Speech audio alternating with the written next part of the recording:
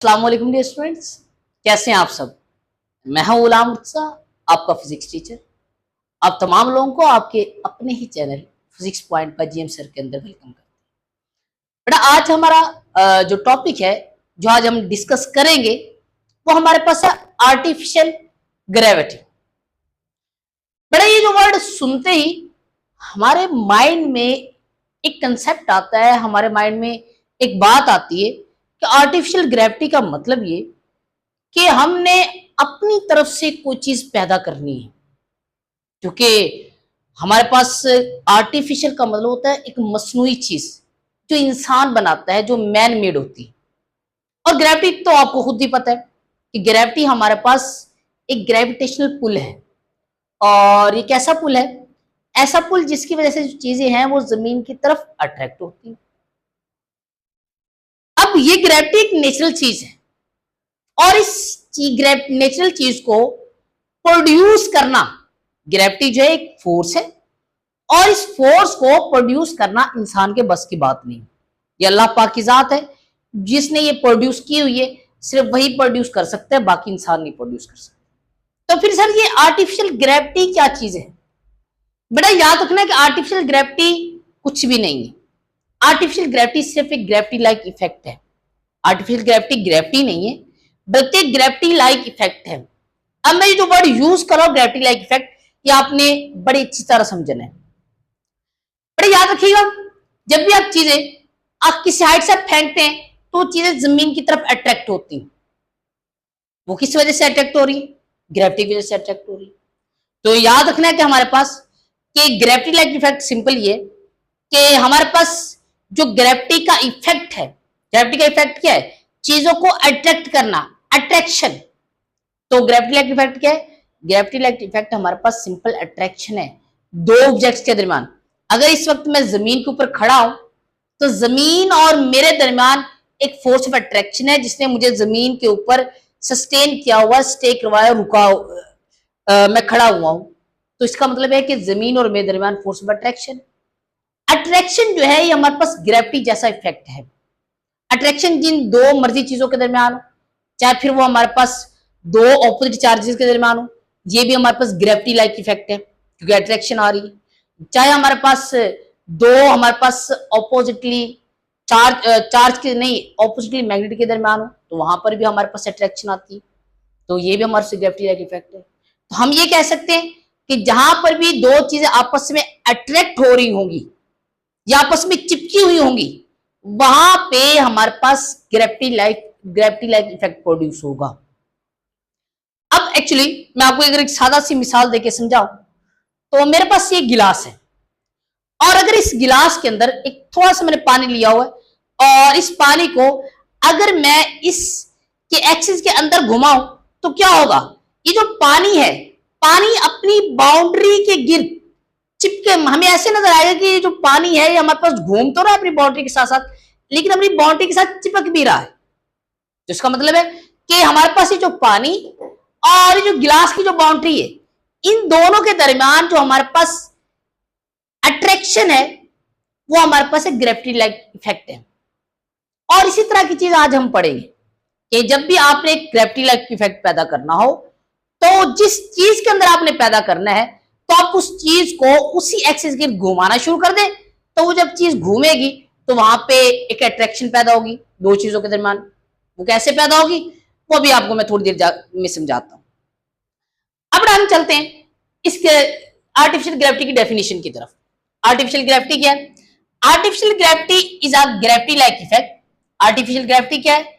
ये हमारे पास gravity like effect है प्रोड्यूस इन ऑर्बिटिंग सैटेलाइट, जो हमारे पास एक ऑर्बिटिंग सैटेलाइट के अंदर प्रोड्यूस होता है। कब प्रोड्यूस होता है? By spinning around its on axis. जब भी आप किसी भी सैटेलाइट या किसी भी स्पेसशिप को उसके एक्सिस के घुमाते हैं तो उसके अंदर हमारे पास एक ग्रेविटी लाइक इफेक्ट पैदा होता है। याद रखिएगा कि ये क्यों पैदा होता है? क्योंकि जब भी कोई चीज अपने एक्सिस के इस तरह घूम रही होती है तो उसके ऊपर एट ए टाइम दो फोर्सेज लग रही होती है। एक फोर्स क्या कर रही होती है? उस ऑब्जेक्ट को सेंटर की तरफ खींच रही होती है जो कि सेंट्रीपिटल फोर्स है, और एट अ टाइम उसको एक डायरेक्शनल फोर्स लग रही होती है जो उस ऑब्जेक्ट को बाहर की तरफ खींच रही है। जैसा कि मैंने आपको दिखाया था कि ये मेरे पास गिलास है और गिलास के अंदर जो पानी है, जैसे मैं इसको घुमाता हूं तो उसके ऊपर एक सेंट्रीफ्यूगल फोर्स लगती है जिसको बाहर की तरफ धकेलती है। लेकिन यहाँ पे तो ये जो हमारे पास गिलास है, गिलास के गिर तो हमारे पास एक बाउंड्री। अब पानी बाउंड्री से बाहर तो जा नहीं सकता, जब बाउंड्री से बाहर नहीं जाएगा तो फिर ये बाउंड्री के साथ चिपकना शुरू हो जाएगा। ये किस वजह से चिपक रहा है? सेंट्रीफ्यूगल फोर्स की वजह से चिपक रहा है। तो इसका मतलब है कि सेंट्रीफ्यूगल फोर्स की वजह से जो हमारे पास पानी बाउंड्री के साथ चिपक रहा है, ये हमारे पास ये पानी और बाउंड्री के दरमियान जो फोर्स ऑफ अट्रैक्शन है, ये हमारे पास ग्रेविटी लाइक इफेक्ट है। इसी तरह की चीज हम स्पेसशिप के अंदर पैदा करते हैं। तो यहाँ पे बेटा आपने कुछ इसकी एक्सप्लेनेशन मेंशन करनी है, और एक्सप्लेनेशन में आपने क्या मेंशन करना है आइए मैं आपको बताता हूँ। तो मैंने यहाँ पे मेंशन किया हुआ कि there is a no force on a spacecraft in the gravity free space. कहता है कि जब हमारे पास कोई भी स्पेसक्राफ्ट स्पेस के अंदर जाता है, वहां पे ग्रेविटी जैसी कोई भी चीज नहीं होती।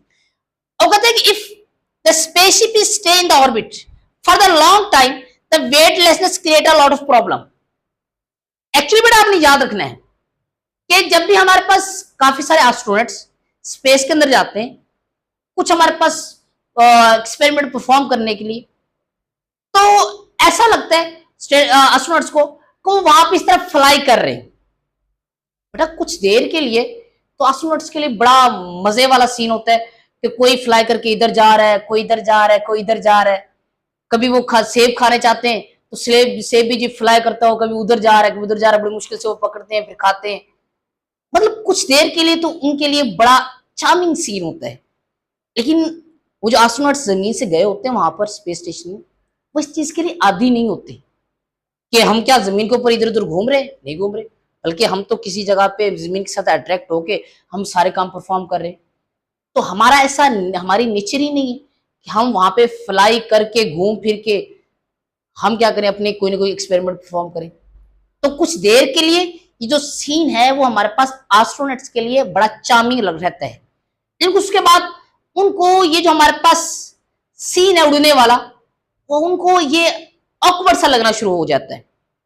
तो याद रखिएगा कि जो ऑकवर्ड सा सीन लग रहा है ये हमारे पास उसके, क्योंकि वहां पे स्पेसशिप के अंदर एक वेटलेसनेस की कंडीशन होती है, क्योंकि वहां पे ग्रेविटी जो होता है, ग्रेविटी लाइक इफेक्ट जो होता है वो ना होने के बराबर होता है। तो वहां पे जो एस्ट्रोनॉट्स होते हैं वो हमारे पास सारे वेटलेसनेस की कंडीशन के अंदर होते हैं और वो वहां पे उड़ के कोई भी एक्सपेरिमेंट परफॉर्म नहीं कर सकते। तो उसके लिए ये जो हमारे पास वेटलेसनेस की कंडीशन है वो काफी सारे प्रॉब्लम क्रिएट कर देती है। अब ये जो हमारे पास वेटलेसनेस जो हमारे पास स्पेसशिप के अंदर है वो काफी सारे प्रॉब्लम क्रिएट कर रही है। ना तो हमारे पास किसी एस्ट्रोनॉट्स को वहां पे बैठने की इजाजत है, क्योंकि वो बैठ भी नहीं सकते, ग्रेविटी तो है नहीं, ना वहां पे लेट सकते ना सो सकते हैं। तो फिर वो अपने काम कैसे परफॉर्म कर पाएंगे? अब ये जो हमारे पास डिफिकल्टी थी इसको ओवरकम करने के लिए साइंटिस्ट ने हमारे पास आर्टिफिशियल ग्रेविटी प्रोड्यूस की, मतलब हमारे पास क्रिएट की। अब कैसे? तो मैंने यहाँ पे मेंशन किया है कि टू ओवरकम दिस डिफिकल्टी, इस डिफिकल्टी से ओवरकम करने के लिए, काबू पाने के लिए इस क्रिएटेड आर्टिफिशियल ग्रेविटी, यहां पे मैंने गलती से स्पेसशिप लिख दिया, इस क्रिएटेड आर्टिफिशियल ग्रेविटी, यहां पे हमारे क्या क्रिएट की जाती है? आर्टिफिशियल ग्रेविटी क्रिएट की जाती है। आर्टिफिशियल ग्रेविटी क्रिएट की जाएगी, किस लिए? टू परफॉर्म एक्सपेरिमेंट नॉर्मली, कि हमारे पास उस स्पेसशिप के अंदर हम अपनी तरफ से एक आर्टिफिशियल ग्रेविटी प्रोड्यूस करेंगे ताकि उस स्पेसशिप के अंदर हम सारे काम इजीली परफॉर्म कर पाए। अब वो कैसे प्रोड्यूस करेंगे? उसके लिए आप क्या काम करेंगे? आप उस स्पेसशिप को उसी एक्सिस के गिर्द, उसके अपने एक्सिस के गिर्द घुमाना शुरू कर देंगे। जब वो घूमेगी तो उसके नतीजे में क्या होगा? उसके नतीजे में जितने भी स्पेसशिप के अंदर आदमी मौजूद होंगे, जितनी भी चीजें मौजूद होंगी, वो हमारे पास सेंट्रीफ्यूगल फोर्स की वजह से उस स्पेसशिप का जो रिम होगा, जो आउटर बाउंड्री होगी, उसकी तरफ प्रेस होना शुरू हो जाएंगे। तो यहां पर मैंने ये चीज लिखी हुई है, during the spinning motion of a spaceship की स्पिनिंग मोशन के दौरान astronauts press toward outer rim, जो हमारे पास एस्ट्रोनॉट्स उसके अंदर मौजूद होंगे वो हमारे पास उस स्पेसशिप के रिम की तरफ, बाउंड्री की तरफ प्रेस होंगे और and exert the force on the floor of spaceship, वो जो हमारे पास स्पेसशिप का जो फ्लोर होगा, जो बाउंड्री होगा, उसके ऊपर फोर्स लगाएंगे in such way same as on the earth. वो क्या कहते हैं कि वो हमारे पास जो एस्ट्रोनॉट्स जो है वो हमारे पास स्पेसशिप की फ्लोर के ऊपर जो फोर्स लगाएंगे वो वैसी फोर्स होगी जो हमारे पास ग्रेविटी हमारे ऊपर एक लगा रही फोर्स। ये तो बड़ा सारी थ्योरी थी जो कि मैंने आपको रीड कर साथ समझाई। अब क्वेश्चन ये आता है कि सर अब स्पेसशिप को कितनी फोर्स से घुमाएंगे कि हमारे पास वो जो स्पेसशिप के अंदर ग्रेविटी लाइक इफेक्ट पैदा हो, मीन कि हमने उसकी एंगुलर फ्रीक्वेंसी फाइंड कर रही है। तो एंगुलर फ्रीक्वेंसी फाइंड करने के लिए हमें चाहिए उसकी एंगुलर वेलोसिटी। तो आइए उसके एंगुलर वेलोसिटी का एक्सप्रेशन निकालने के लिए एंगुलर फ्रीक्वेंसी का, उसके लिए हम एक छोटी सी डेरिवेशन करते हैं। तो डेरिवेशन के लिए आपने चंद एक लाइंस लिखी है, आपने कंसीडर करना है consider spaceship of a ring shape. आप पास एक आपने स्पेसशिप कंसीडर करनी है जो कि हमारे पास रिंग शेप की होनी चाहिए। ये मेरे पास शेप ही ये मेरे पास स्पेसशिप है और जो कि एक रिंग शेप के अंदर है, और वो जो स्पेसशिप है उस स्पेसशिप का जो रेडियस है वो मेरे पास कैपिटल आर है। बड़ा याद रखना है कि पूरी बुक के अंदर ये वो वाइज टॉपिक है जिसके अंदर हमारे पास जो रेडियस ऑफ स्पेस क्राफ्ट या स्पेसशिप वो हमारे कैपिटल आर दिया गया। बाकी इसके अलावा जितने भी टॉपिक्स आते हैं उन सारों के अंदर जो कैपिटल आर है वो रेडियस ऑफ अर्थ को रिप्रेजेंट करते हैं। तो आपने क्या करना है, आपने जब डेरिवेशन करनी है आपने बताना है कि आपके पास एक स्पेसशिप है जो कि रिंग शेप के अंदर है, और रिंग शेप के अंदर उस रिंग का जो रेडियस है वो मेरे पास कैपिटल आर है, और वो जो हमारे पास स्पेसशिप है वो अपने एक्सिस के इस तरह घूम रही है। अगर वो घूम रही है तो उसकी हमारे पास कोई ना कोई वेलोसिटी होगी। तो यहां पर मैंने मेंशन किया it rotates around its own axis, कि ये हमारे पास जो स्पेसशिप है वो अपने एक्सिस के घूमती है, रोटेट करती है विद एंगुलर स्पीड, अपनी एंगुलर स्पीड से, और एंगुलर स्पीड को हम ओमेगा से डिनोट करते हैं। कहते हैं then centimetre acceleration is AC. तो यहां पे कहता है कि जब बॉडी हमारे पास अपनी एक्सिस के जिस तरह घूम रही है तो घूमते हुए बॉडी जो है बॉडी सेंटीमीटर फोर्स लगाती है, और सेंटीमीटर फोर्स की वजह से वहां पे एक सेंटीमीटर एक्सीलरेशन पैदा होगी। अब उस सेंटीमीटर एक्सीलरेशन का जो फार्मूला होता है वो हमारे पास होता है A C is equal to V square over R, और यहाँ पे हम आर यूज करेंगे वो कैपिटल आर यूज करेंगे। बट आपको याद रहना चाहिए कि हमारे पास ये जो v है ये लीनियर वेलोसिटी, और यहाँ पे बॉडी जो है वो सर्कुलर फॉर्म के अंदर मूव कर रही है। अगर ये सर्कुलर फॉर्म के अंदर मूव कर रही है तो इसका मतलब है कि यहाँ पे जो वेलोसिटी होनी चाहिए फिर वो एंगुलर वेलोसिटी होनी चाहिए। तो यहाँ पे मैं इस लीनियर वेलोसिटी को एंगुलर वेलोसिटी में कन्वर्ट करने के लिए यहाँ पे मैं एक रिलेशन लिखूंगा जो हम पीछे ड्राइव करके आए हैं। v बराबर किसके होता है, आर ओमेगा के। यहाँ पे आर मैं कैपिटल यूज करूंगा और ओमेगा वैसे के वैसे ये एंगुलर वेलोसिटी आ गई। अब ये चीज मैं यहाँ पे पुट करूं तो ये मेरे पास बनेगा v की जगह मैं पुट करता हूं r इंटू ओमेगा, v के ऊपर स्केयर लगा दूंगा, ये स्केयर था इंटू r, तो ये मेरे पास बन जाएगा ये स्केयर r के ऊपर जाएगा तो ये बन जाएगा r का square into omega square divided by r। तो ये r एक इस r के साथ कैंसल आउट, पीछे क्या रह जाएगा, पीछे हमारे पास रह जाएगा r ओमेगा स्केयर इंटू ए सी। बेटा ये इक्वेशन आपके पास बन गई इक्वेशन नंबर 1। ठीक है बच्चे। अब नेक्स्ट आपने क्या काम करना है, नेक्स्ट आपने सिंपल ये काम करना है कि आपने देखना ये कि लेट्स सपोज ये आपके पास रिंग शेप स्पेसशिप है, और स्पेसशिप जो है वो यहां से मूव करना स्टार्ट करती है और मूव करके दोबारा इसी जगह पे आ जाती है। अगर देखा जाए तो ये हमारे पास जो स्पेसशिप है, स्पेसशिप ने अपने कंप्लीट रेवोल्यूशन किया है। कंप्लीट रेवोल्यूशन का मतलब उसने अपने कंप्लीट चक्कर लगाए, और कंप्लीट जब चक्कर हमारे पास ये जो रिंग शेप हमारे पास स्पेसशिप लगाएगी तो कंप्लीट चक्कर के अंदर जो अपना वो एंगल कवर करेगी वो एंगल हमारे पास 2 पाई कवर करेगी। तो यहां पे मैं लिख सकता हूं कि इस वक्त उसने अपना जो एंगुलर डिस्प्लेसमेंट कवर किया है वो हमारे पास 2 पाई कवर किया है। और दूसरी चीज आपने याद रखनी है कि जब भी बॉडी हमारे पास अपना एक रेवोल्यूशन पूरा करती है तो एक रेवोल्यूशन या एक साइकिल का जो साइकिल पूरा करने के लिए बॉडी जो टाइम लेती है या कोई भी चीज हमारे पास टाइम लेती है उसको हम उस टाइम को हम कहते हैं सिंपल टाइम नहीं कहते, उसको हम टाइम पीरियड कहते हैं। तो यहाँ पर इस रेवोल्यूशन को पूरा करने के लिए बॉडी जो टाइम लेगी उस टाइम को हम कहेंगे कैपिटल टी। अब यहाँ पे जो फार्मूला बना था A C is equal to R omega, इसके अंदर जो ओमेगा था ये ओमेगा हमारे पास है एंगुलर वेलोसिटी। अब इस एंगुलर वेलोसिटी की जगह पे एंगुलर वेलोसिटी किसके बराबर होती है हमें पता होना चाहिए। एंगुलर बेटा वेलोसिटी जो है ये बराबर होती है del theta over delta del T. इस केस के अंदर देखा जाए तो बॉडी जब अपना एक कंप्लीट रेवोल्यूशन पूरा करती है तो वहां पे जो एंगुलर डिस्प्लेसमेंट कवर करती है कितना करती है 2 पाई। तो यहाँ पे मैं क्या काम करूंगा, यहाँ पे मैं थीटा की जगह पे 2 पाई पुट कर देता हूं, और जो टाइम लेते हो कितना लेती है, टाइम पीरियड टी लेती है। अब आप क्या काम करेंगे, आप ये जो वैल्यू ओमेगा है, ओमेगा की वैल्यू 2 पाई ओवर टी बनी है, ये उठा के आप इक्वेशन नंबर 1 में पुट कर देंगे। तो यहाँ पे मैं लिखता हूं पुट ओमेगा इन इक्वेशन 1। जब मैं ओमेगा की वैल्यू इक्वेशन 1 के अंदर पुट करता हूं तो मेरे पास इक्वेशन क्या बनेगी, मेरे पास इक्वेशन बनेगी A C is equal to R, omega की जगह ओमेगा की अगर मैं वैल्यू पुट करूं तो वो मेरे पास क्या आएगी 2 pi over capital T into R square. ये स्केयर जब 2 के ऊपर जाएगा तो 4 बन जाएगा, पाई के ऊपर जाएगा तो पाई का स्केयर, और टी के ऊपर जाएगा तो टी का स्केयर। ये बनेगा बेटा आपके पास R into 4 pi square over T का स्केयर। अब बेटा आपने काम ये करना है, क्या काम करना है, ये जो टी है जो हमारे स्टीवियन के अंदर है, इसको थोड़ा सा इन वैल्यू से सेपरेट करना है। कैसे सेपरेट करना है, मैं यहां पे सेपरेट कर देता हूं आपको। एसी ये बनेगा 4 pi square into R into 1 over T का स्केयर। अब यहां पे आपने एक चीज देखनी है, अब मैट्रिक क्लास के अंदर चैप्टर नंबर 1 के अंदर आप एक चीज पढ़ के आए थे कि जो हमारे पास जो टाइम पीरियड फ्रीक्वेंसी जो है वो हमारे पास होती है रेसिप्रोकल टाइम पीरियड का। एफ बराबर है 1 ओवर टी के। अगर मैं फ्रीक्वेंसी का स्केयर लेता हूं तो ये क्या बन जाएगा टाइम पीरियड का स्केयर। तो एफ स्केयर किसके बराबर है 1 ओवर टी का स्केयर के, तो 1 ओवर टी स्केयर किसके बराबर है एफ स्केयर के। अब अगर यहां पे देखें तो 1 ओवर टी स्केयर किसके बराबर आ रहा है एफ स्केयर के। तो यहां पे मैं इस चीज को सिंपल रिप्लेस करता हूं।